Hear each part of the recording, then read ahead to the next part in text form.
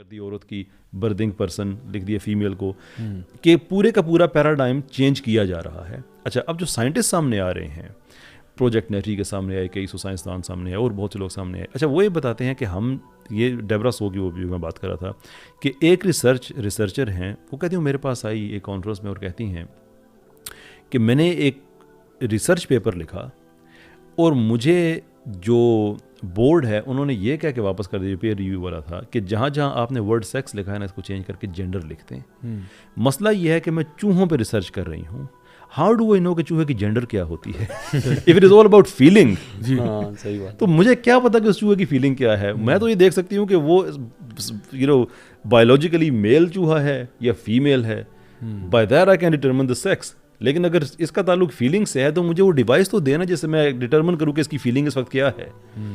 तो ये बेसिकली उनके बॉडी पार्ट से भी आगे की बात है कि दिस इज उनकी फीलिंग जब आ गई ना, तो body part nothing else matters, its share amount of stupidity which is wrapped in some academic terms. Beyond that, you go beyond polemics, there is nothing there. मैंने कहा इंटरेस्टिंग बात ये भी है कि बात फिर चूहों पे आ गई है। आज वो मलिक साहब नहीं, हम लोग वो चूहों पे रिसर्च की बात करते हैं। अच्छा, इन्होंने बड़ी इंटरेस्टिंग बात की। वो कहते हैं कि सबसे पहले उन्होंने ना क्लासरूम में जब बात की थी, उन्होंने कहा कि gender equality is the most important thing. अच्छा, इन्होंने इसको मोस्ट इंपॉर्टेंट भी कह दिया। अच्छा, यहाँ पे ना ये जो उन्होंने अभी कैसर भाई भी बात कर रहे थे कि इक्वालिटी को इन्होंने बात करते हैं, इक्विटी की बात नहीं करते। अब देखिए, अगर मैंने हमें पता है कि male and female are different, right, we know they are biologically different, psychologically different, physiologically different, यानी हर एतबार से उनके अंदर डिफरेंसेस हैं और उसके ऊपर हज़ारों किताबें और चीज़ें और रिसर्च पेपर्स मौजूद हैं। वो कितनी, और वो एक ऐसी चीज़ है जो फितरी तौर पर भी इंटुइटिव भी है। अच्छा, now given the differences of male and female, we know के औरत जो है उसके पास जो रिप्रोडक्टिव कैपेबिलिटी है वो मर्द के पास नहीं है, ठीक है, और ना हो सकती है कभी ज़िंदगी में। जितना मर्जी है कोई सेंसेशनल आर्टिकल डाल दें कि जी a man gives birth to a child, पता चलता है वो होती औरत ही है लेकिन उसका किसी औरत से रिलेशनशिप होता है और उसने कहीं कोई इंसेमिनेशन करवा कर कोई चीज़ कर ली होती है। Now male and female are different और अल्लाह ताला ने उनके डिफरेंट रोल्स आइडेंटिफाई किए हैं। अच्छा, मैं अगर फॉर एग्जांपल एक कंपनी खोलता हूँ और लेट्स सपोज कि उस कंपनी में मैं जो हूँ वो फाइनेंस मैनेज कर रहा हूँ और मेरे साथ जो मेरा पार्टनर है वो उसमें बेकिंग करता है, उसको बेकिंग का बहुत शौक है और उसको आती भी है। तो हम लोग कहते हैं यार हम मिलकर कंपनी बनाते हैं और ऐसा करते हैं कि उसमें हम लोग ये काम करते हैं। अच्छा, अब वो बेकिंग जानता है, मैं जो हूँ वो फाइनेंस जानता हूँ, लेकिन मैं ऐसा कहता हूँ यार हमने ना इक्वालिटी पे काम करना है। तो 3 दिन बेकिंग मैं करूँगा, 3 दिन तुम करोगे, 3 दिन फाइनेंस मैं मैनेज करूँगा, 3 दिन तुम करोगे, और इसी तरह हमारा निज़ाम चलेगा। तो अगर मैं एक ऐसी कंपनी बनाता हूँ तो आप खुद बताएं कि ये कंपनी जो है वो कंपनी ज़्यादा सक्सेसफुल थी जिसमें मैं टोटली अपने आप को फाइनेंस से मुंसलिक कर रहा था जो मेरी फील्ड है और वो बेकिंग से कर रहा था, या फिर मैं इक्वालिटी के नाम पर कहूँ कि जी हम दोनों काम बांटेंगे।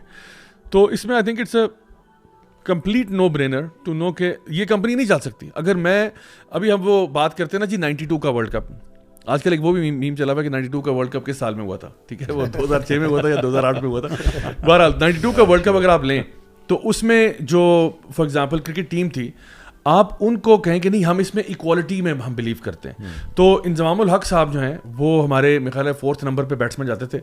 इंजमामुल हक को हम भेजेंगे जी अटैक बॉलर, क्योंकि इंजमामुल हक वो ये कह रहे हैं कि भाई मुझे भी वसीम अकरम की तरह और वकार यूनुस की तरह बॉलिंग का हक होना चाहिए। अगर वो ओवर पहले करा सकते मैं नहीं करा सकता। और वकार यूनुस ये कहते हैं कि जी मैं भी ओपनिंग बैट्समैन जाने का हक रखता हूँ, तो इक्वालिटी करें। तो अगर ये हम इक्वालिटी शुरू कर दें, उसमें सकलैन मुश्ताक को भी हम बैट्समैन भेज दें और फलाना, तो क्या होगा इवेंचुअली वो क्या हम वर्ल्ड कप जीत पाएंगे? कभी भी नहीं जीत सकते, क्योंकि आपने क्या किया, बराबरी के तहत आपने टीम का सत्यानाश कर दिया। बिल्कुल इसी तरह किसी भी कंपनी के अंदर वो देखते हैं एक बंदे की कैपेसिटी क्या है, उसके मुताबिक रोल असाइन होता है। अगर आप ये कहते हो, जुमला ये बोला कि gender equality is the most important thing, यानी काम गया भाड़ में, आप काम बेशक तबाह बर्बाद हो जाए। यानी आप देखें, अगर हम ये कहते हैं जेंडर इक्वालिटी के नाम पर हम कहते हैं कि जी जितनी भी मॉन्टेसरीज पाकिस्तान में ना 2 साल के लिए वो मर्द चलाएं जरा, बिल्कुल बच्चों का सत्यानाश होगा नहीं होगा। यानी आप तमाम, क्योंकि अल्लाह ताला ने ना औरत के अंदर जो इमोशनल सेंसिटिविटी दी है ना वो मर्द में नहीं दी है।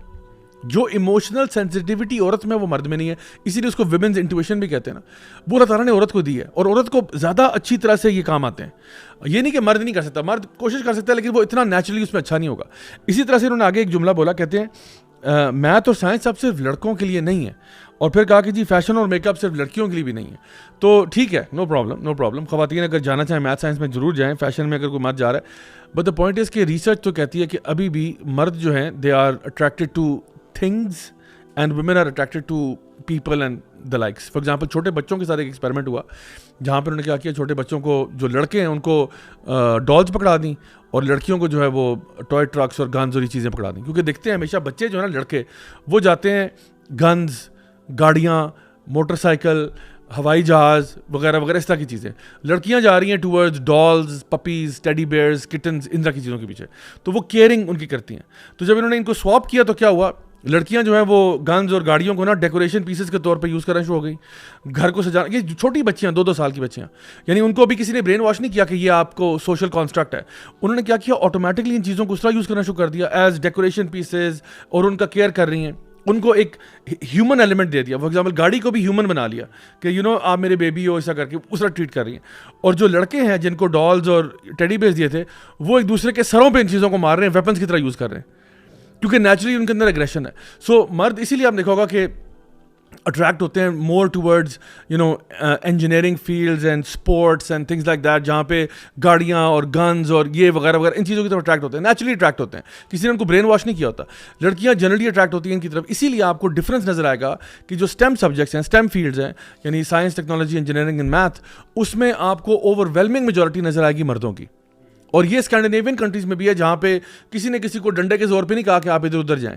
लाइक फॉर एग्जांपल मुझे खुद पता है, आई ट्रैवल अक्रॉस पाकिस्तान, हम देखते हैं यूनिवर्सिटी में जाते हैं, इंजीनियरिंग यूनिवर्सिटीज़ में जो रेशो होता है मेल फीमेल का, वो तकरीबन 75-25 होता है. 75% to 80% मैन होते हैं, 20% फीमेल्स होती हैं. यही चीज़ अगर आप किसी नर्सिंग स्कूल में चले जाएँ या आप किसी इवन मेडिकल में चले जाएँ, तो आपको नजर आएगा यही उल्टा हिसाब हुआ है. वहाँ पे ख़वातीन ज़्यादा हैं, जहाँ पे केयर गिविंग वाली चीज़ें, वहाँ पे ख़वातीन ज़्यादा है, मर्द कम है. तो ये कोई किसी ने किसी को ज़बरदस्ती नहीं भेजा हुआ, ये पूरी दुनिया में ऐसा ही है. तो ये जो बात ये कह रहे हैं ना कि नहीं मैथ साइंस में, ये भी इनका क्लेम जो है बड़ा फॉल्टी है. और इन दी एंड वो ये बात कर रहे हैं एम्पावरमेंट की, कि जी जो भी है हमें लोगों को एम्पावर करना है.